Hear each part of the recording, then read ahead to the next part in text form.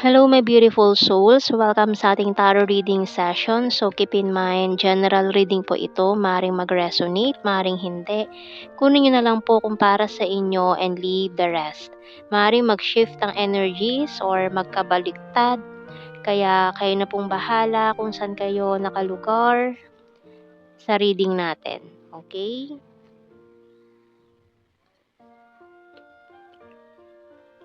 Okay, so may ano tayo dito ha, maring a childhood sweetheart ito na nakilala mo na since childhood, na parang matagal na kayong walang communication at parang hinihintay mo siya or naghihintayan kayo ng right time. Para kasi nung mga panahong yun is nagkakilala kayo ay hindi tamang panahon para sa inyong love story. Kahit parehas kayo may nararamdaman para sa isa't isa, parang hindi pwede. May mga humadlang. Sunglasses yung bottom card natin para tulad narinig ko to. Maghihintay ako sa iyong pagbabalik. Uy, parang may pinangako kayo sa isa't isa na babalikan nyo ang isa't isa. Para maghihintay ako sa iyong pagbabalik. So, tingnan natin. The Hierophant. So, ayun o, reconciliation. So, maring meron kayong mga differences itong taon to na humadlang is family. Kasi parang hindi kayo magkaano sa isang group of people or para may outsider. Maring religion, race, sa lahi, ganun, or ibang lugar or ibang language barrier ba ito? So we have here the Nine of Pentacles and Ten of Cups. Pero talagang nangako kayo sa isa't isa noon na kayong dalawa ang magsasama sa huli or magkakaroon ng family with in the future. Ayan o. So ito na ayun ito na yun So parang tutuparin niya na yung pinangako niya sa'yo. Para kasi nangako siya sa'yo noon na kahit anong mangyari babalik siya sa'yo. Parang nangako siya na kayong dalawa ang magsasama sa pagtanda, magkakaroon ng family at magpapakasal. So ang tagal niyo 'tong pinag-isipan or nagmuni-muni ng matagal kung papaano ipaglalaban itong connection niyong dalawa. So ngayon gusto niya nang tuparin yung pinangako niya sa'yo So, I know I mess up everything. So ayun alam niya nasira niya 'tong connection na 'to or sinabotahe 'tong connection na 'to. So many things remind me of you. So siguro kasi nung mga panahon yun, hindi ka pa niya kayang ipaglaban. I lost myself for a little while. Just being near you is intoxicating. I'm grateful for the spiritual lesson. I wish things could be different. So, ayun nga, kasi marami kayong mga differences itong taong to na sana iba na lang or sana wala kayo sa ganung sitwasyon kasi ang daming conflict. I love you unconditionally. I couldn't let you get close to me and I'm so attracted to you. So, tingnan natin sa tarot messages cards.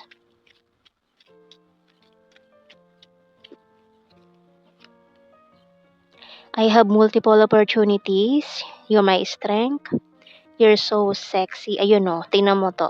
I want a family with you. So, ito talaga yung gusto niya mangyari. Pinangako niya to sa'yo. Ayan. And I want to see you this weekend. So, gusto niya na makipagkita.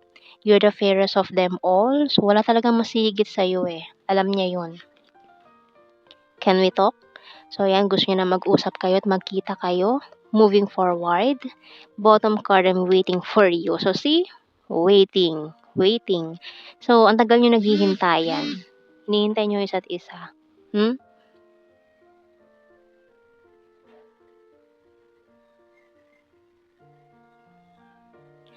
So, ayan, naka-connected pa pala ako sa Wi-Fi.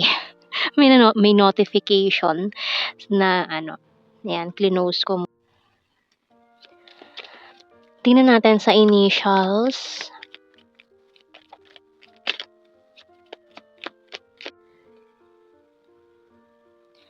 K, W, letter E. X I O S. Bottom card, G. So, tingnan natin sa ating blue card. Oh, yun, tamo, oh, family again. Kasi may mga humadlang na family members, pero kahit na gano'n, ikaw pa rin yung gusto niya makasama. Yan. I want a family with you. Prophecy. Oy. And jealousy. So, siguro parang nagkaroon ng mga third party scenario. Ayan, in the past. So, tingnan natin anong message ng archangels natin. Oops. Patience. Oy. By Archangel Jophiel. Your dreams are blooming more rapidly than you realize. Still, they need nurturing and patience. So, konting pasensya pa dito sa mga hinahangad ninyo. Ayan. And let's see.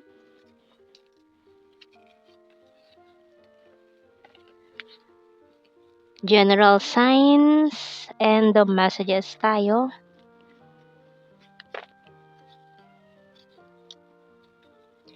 High expectations. So, maaaring sa family members, may mga high expectations.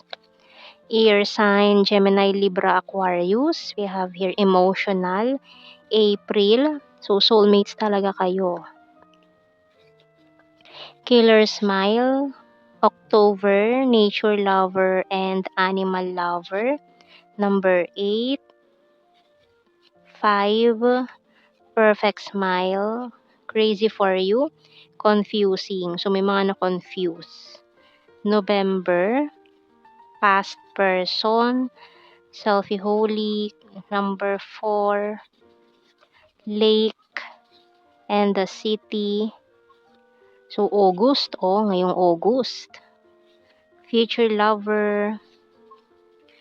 March. Eye contact. Shy at first. Practical. Cute and chubby. Sword is air sign. Gemini, Libra, Aquarius. Number 10 and last card natin. Sagittarius. So, yan ang ating reading, my beautiful souls. Thank you for watching. Take care and God bless. See you in our next reading, guys. Bye-bye.